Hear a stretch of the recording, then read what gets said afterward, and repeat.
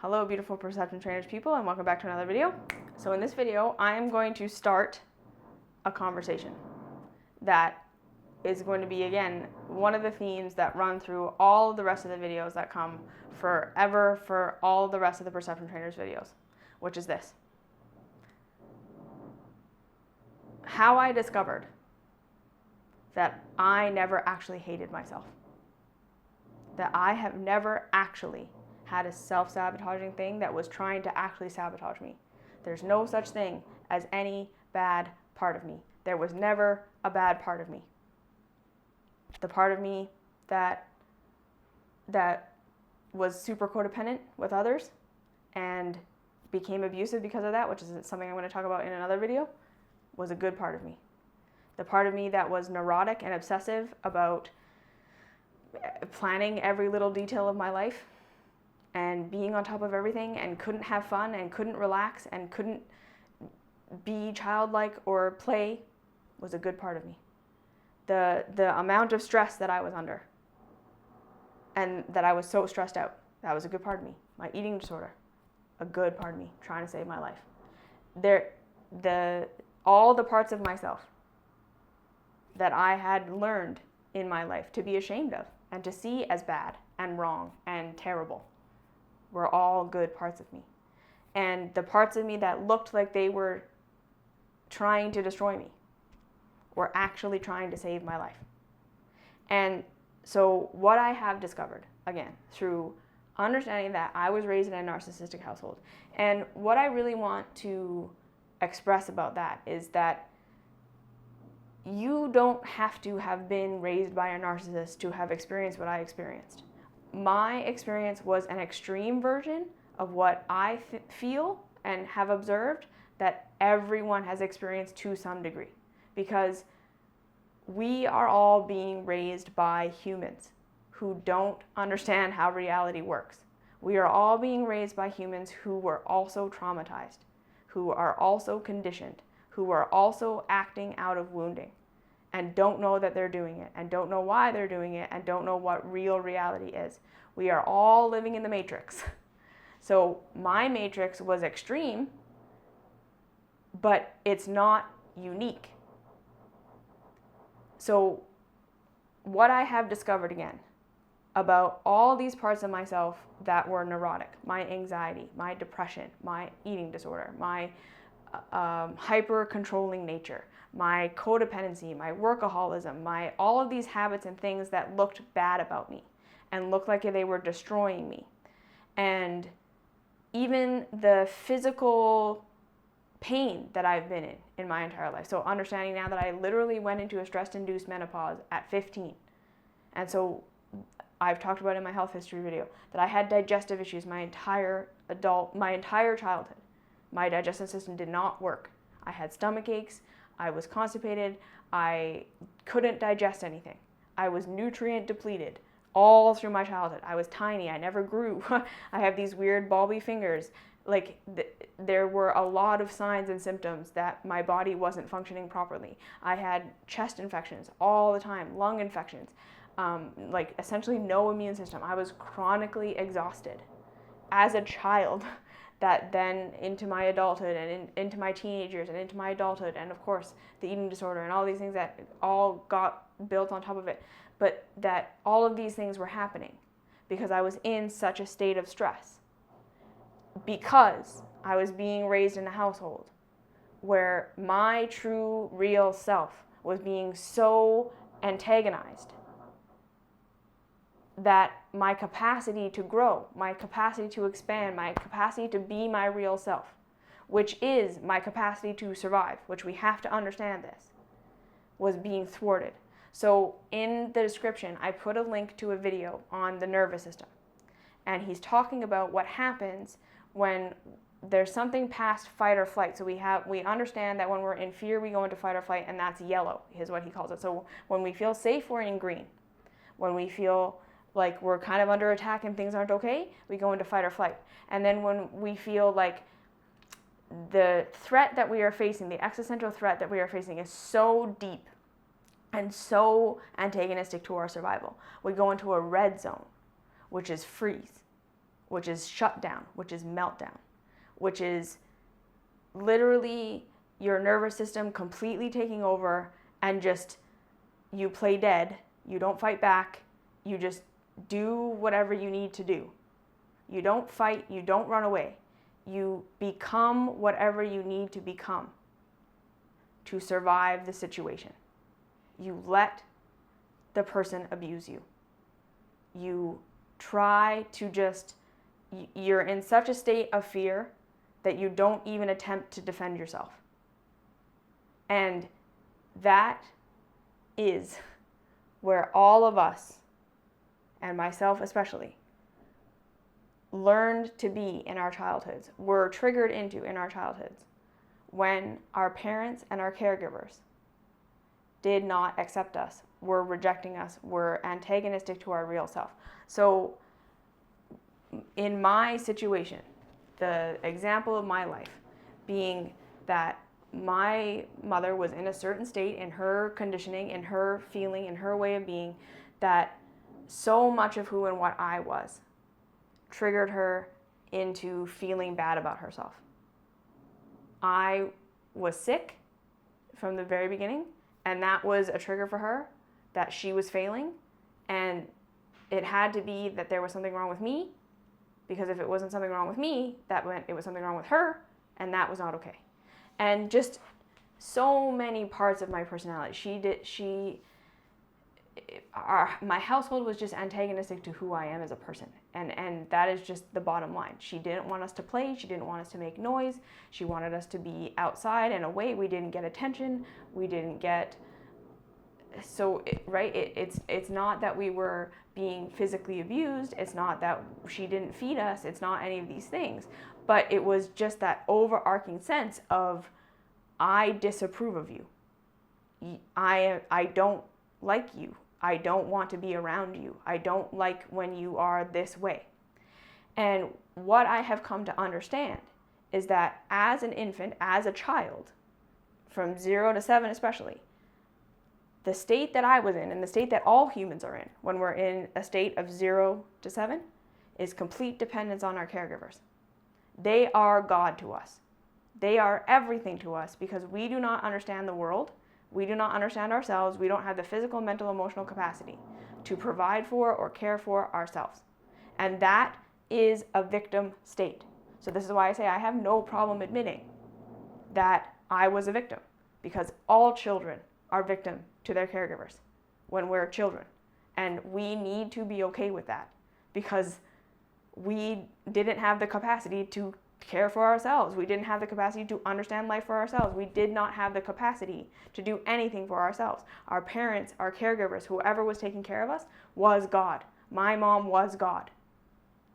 If her love went away, if she rejected me, if she abandoned me, if she abused me, if I was in pain and she didn't rescue me, I had no way of providing for myself. So in that state, that triggered my nervous system into a survival threat, because that's how the nervous system works. When that which we feel we are dependent on for survival goes away, that, to the brain and the body, is an imminent death threat. So my mother's rejection of me in my infancy, her emotional rejection of me, her pulling away, her scolding me for being who and what I was, her don't be that, you can't do that, no, that we all experience in our childhood, but that I experienced a lot, triggered my nervous system into the red zone. And we have to understand this. That was triggering my nervous system into the red zone. I am about to die, because this person, who is everything to me, is pulling away. And when I finally understood that, when I put the pieces of this puzzle together, it just completely made me understand that there was never anything wrong with me, that I never was actually trying to hurt myself, that I was never doing anything to actually harm myself, that everything that I have ever done for my entire life has been self-preservation. Because when I was in that state of red, okay, just do whatever you have to do to get this person to stop being a threat to my life. So in that state, in my childhood, where my mother is everything for me, if she pulls away, I die. And she's pulling away. She's rejecting me. She's abandoning me. In my childhood brain, in my childhood pattern recognition, all I know is I have to change whatever I need to change so that she will come back into loving me. Because her love and her providing for me are one and the same thing. There is no separation between her approving of me and her providing of me. So that got weaved in, that love equals provision, that love from this person equals provision. So I need to be whatever that person wants me to be. And if I'm not, I will die, trigger it into red zone. And then my pattern recognition says, okay, so what are the behaviors that make her reject me? I need to alter those behaviors. So that is where all my neuroses, coping mechanisms, self-sabotage were rooted in my childhood, that then, because now the next thing I understand about myself is that when I'm in red, when my nervous system is in red, I cannot learn, grow, change, evolve, or expand.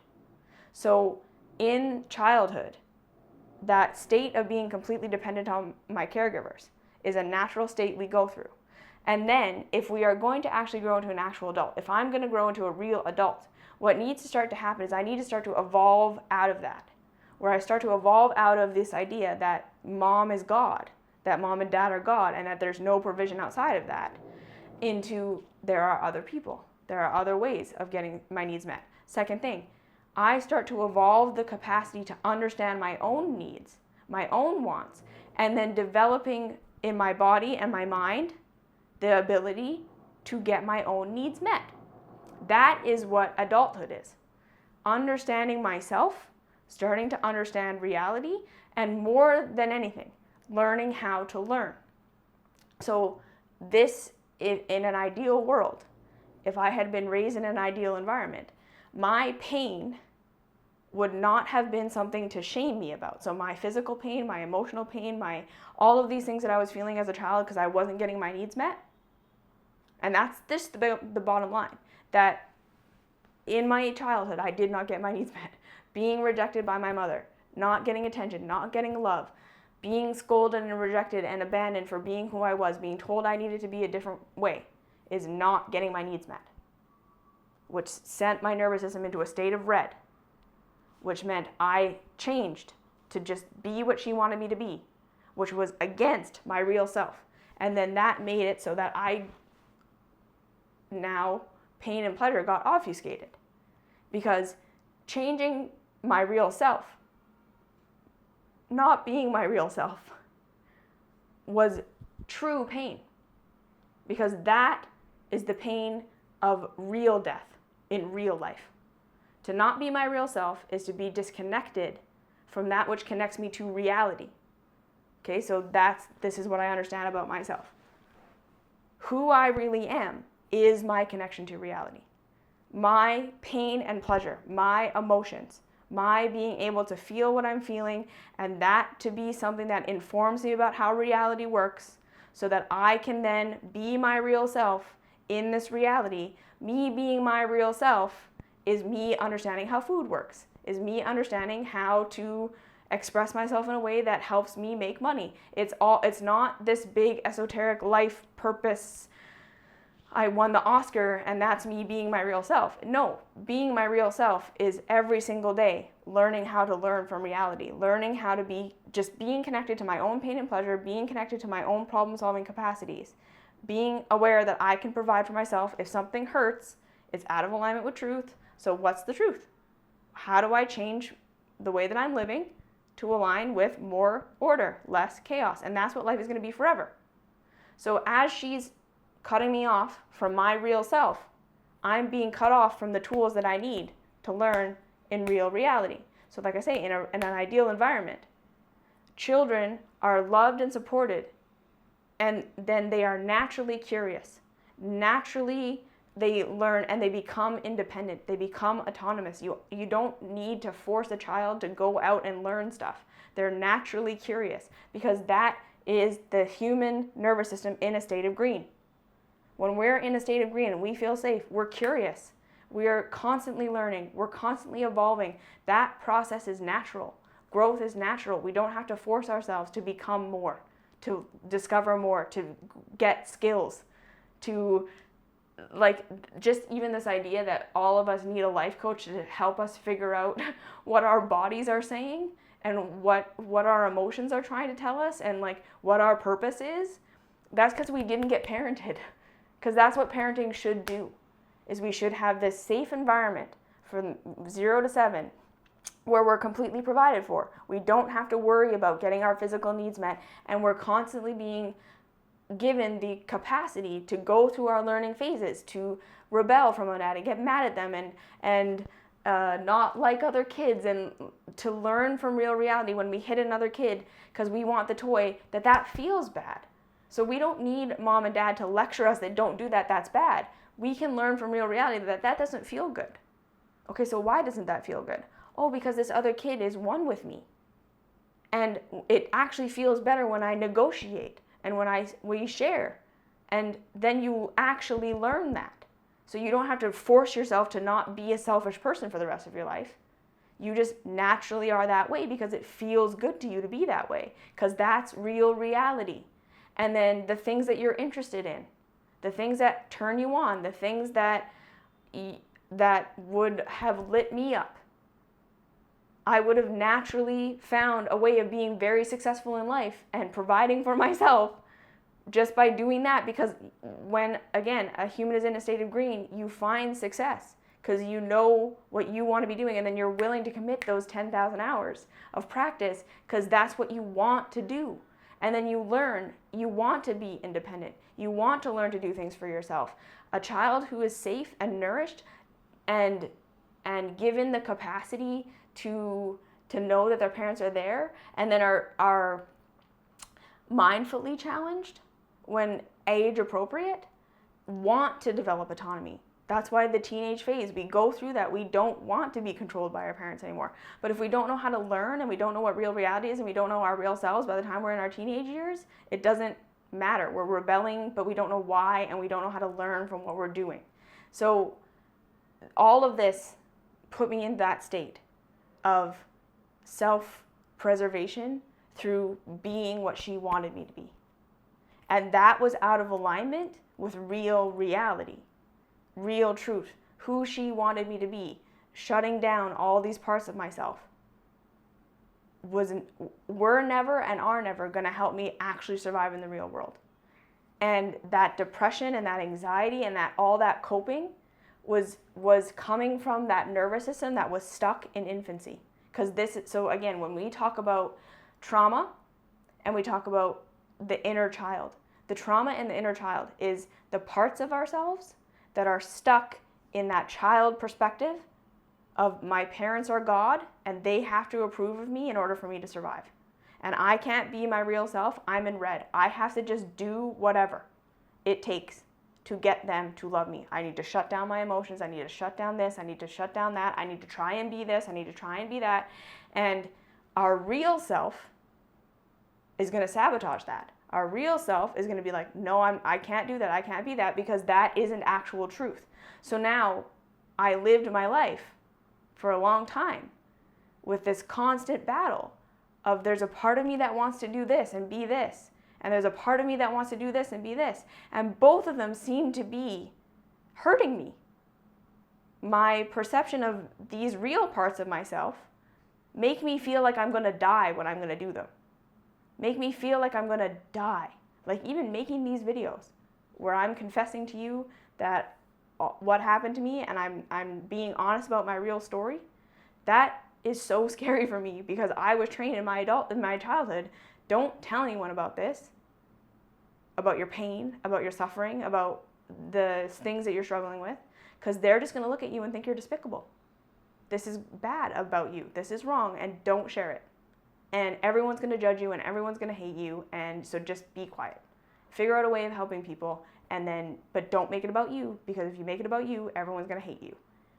And so the real truth is, part of my purpose here is to explain these things, and using my story is a part of that.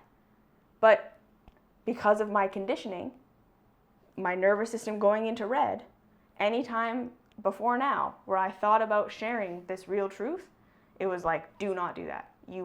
Everyone will hate you, everyone will reject you, no one will respect you, you'll never have a career, never ever talk about that.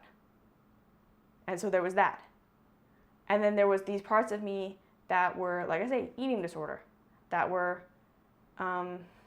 neurotic and controlling. And where did that come from? Well, that perfectly came from, that is what I thought I had to do, and that is what I did have to do in order to earn my mother's approval.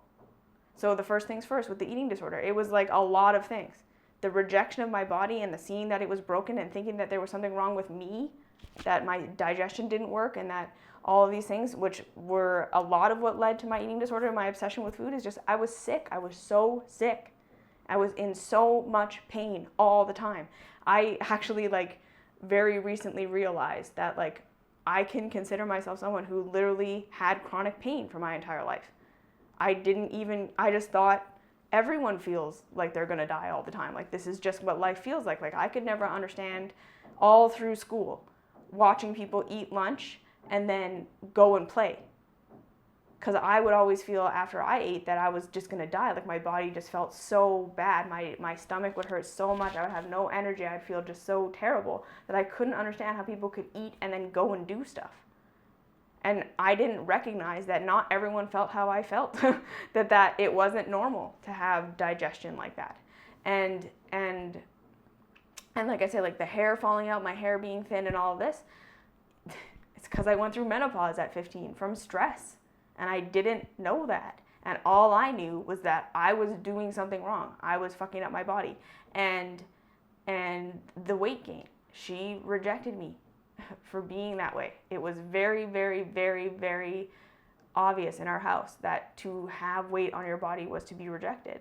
And so it wasn't the media, it wasn't society, it was that direct, I don't love you when you're like this. And so I was trying to be what she wanted me to be. And so all of these things, the deconditioning, the deprogramming, I let myself gain all the weight and do all the things that I did and learn to love myself within that, and then realize that all my health problems weren't my fault, and actually being able to figure out slowly what my body has needed, and then seeing that a lot of what was going on with my body and stuff just isn't anything to do with my diet. It's nothing to do with how I'm eating or not eating or whatever. It's stress. It's that stress of not being able to be my real self, that stress of my nervous system being in red all the time, because so much of who I really am feels like it's going to kill me because it was what got me rejected by her. And so much of what she wanted me to be also feels like death, because it's not who I am. And that means that my nervous system is in a state of red no matter who I'm being, no matter what I'm expressing. I'm in a state of stress. I'm gonna die if I'm my real self. I'm gonna die if I'm my fake self, because being my fake self, that's real pain. That's actually gonna kill me. Being my real self is fake pain that was programmed into my nervous system in infancy. And so all of my behaviors are just me not knowing how to save my own life. And I just wanted to make this video, and we'll go deeper into all the other videos, but this is the thing that I want to say about humanity. None of us hate ourselves. None of us have anything that's wrong with us that's actually wrong with us. I just feel like everything we feel like we understand about humanity and about addiction and about suffering and about anxiety and about our emotions and about depression and about pain and about why we can't be our higher selves and why we don't know what we're supposed to do with life and why we need experts and why everything is so confusing, is because we never learned to learn. We never learned who we actually are and how to interact with real reality. We are all stuck in infancy where we're just trying to be who our parents wanted us to be. And we're just trying to not be who our parents didn't want us to be. And we're constantly stuck because we can't get mad at them and we can't admit to ourselves that they were wrong, because that is really scary. And that would be admitting that we weren't safe. And our nervous systems are trapped in that childhood state. So if we admit to ourselves, even now in our adulthoods, your nervous system doesn't know that you're an adult who doesn't need your parents anymore. Because evolution cannot happen when we're in that red state. So therefore, I have experienced this in myself. That fear of being my real self now, even though my mother is not even in my life. She may as well be here holding a gun to my head. Because that's what it feels like to my nervous system. And convincing myself to be my real self and to do my real stuff triggered me into all my coping mechanisms and all my self-sabotage and all of that stuff for a really long time. Because that stuff is what's programmed into my nervous system as being what saved my life. To not be my real self. And then I got fed and I didn't die. Every single time that got programmed in as being the life-saving mechanism. I went into that state of red when I was about to be myself and she rejected me. I did a behavior that shut myself down. I lived. My body, my brain said, good, that's what we are going to do now. Every single time we feel love going away, you're going to do this because that saved your life. And then that evolves over time into eating disorders, into anxiety, into depression, into drinking, into sabotaging relationships, into scapegoating it, all your pain onto everything around you, into the fear of death you can never get over, into constantly looking for a guru, constantly looking for a guide, constantly having drama in your relationships, never ever being able to figure out why you're in pain, what the pain actually comes from, scapegoating it onto all of these things. It's just because we don't understand, because we've never not been conditioned. And that was the big thing too, is like seeing these parts of myself for the first time and saying, what if I don't have to think that part of me is bad? And even just getting to that, because it's like a fish in water. Just, there were so many parts of me that I was like, no, that's obvious. Like, I wasn't even aware that I was judging that and rejecting parts of myself. Because it was just so, like, that's obvious. There's no way you can do that. You can't be that. And then I would have these moments of like, okay, well, wait, why? Why do I automatically assume this part of me is bad? And then that whole cascade of like, holy shit, well, if that's not bad, then my mom was wrong. And like, I've been living this whole life around this idea that has nothing to do with reality. There are other people who are like that and they're surviving. They're fine. Right? And so this is the main thing that I just wanted to make this video about. That we were all triggered into a state of red when our parents rejected us, abandoned us, didn't spend time with us, didn't help us learn. And so nobody hates themselves. Nobody has a bad part of them. It's everything your brain and your body were wired to do in your childhood to save your life, to be what your parents wanted you to be what your caregivers wanted you to be, to not be what your caregivers didn't want you to be. Because in the short term, to your nervous system and your body, their approval was everything. And then because you were in a state of red, you couldn't learn, grow, change, evolve, and expand, and now you're just an adult who's stuck in infancy. You're still trying to not be what your parents wanted you to be, didn't want you to be. You're still trying to be what your parents wanted you to be, and that's the battle. And then your real self is trying to come out, and it feels like death. That feels so scary because it's wired into your nervous system that you will die if you do that. Because love will go away. And this is why I say self-love is the answer. The only way we are ever going to get out of this is to love ourselves enough to feel safe, to be our real self, to start to be our own source of love, because love and survival are now wired in as being the same thing. Love and survival are wired into us as being the exact same thing. So when we feel loved, that is when we can expand out of red nervous system into green nervous system. And we will naturally become who we really want to be, who we're really supposed to be. We'll start to learn from real reality, pain and pleasure. We'll start to be able to have all of these spiritual experiences that people have talked about forever. And that's it. That's all that is required. But it's so hard because we have all of this story and shame and guilt and all this stuff built on top of it. And that's normal and that's okay. But just, there's no bad part of you. Every single part of you is just trying to keep you alive. It's either your real self trying to keep you alive, or your conditioned self trying to keep you alive. And they are at odds with each other, depending to the degree that your parents rejected you for who you really are, is the degree to which you will feel like there's a good part and a bad part, and everything feels like you're going to die or whatever.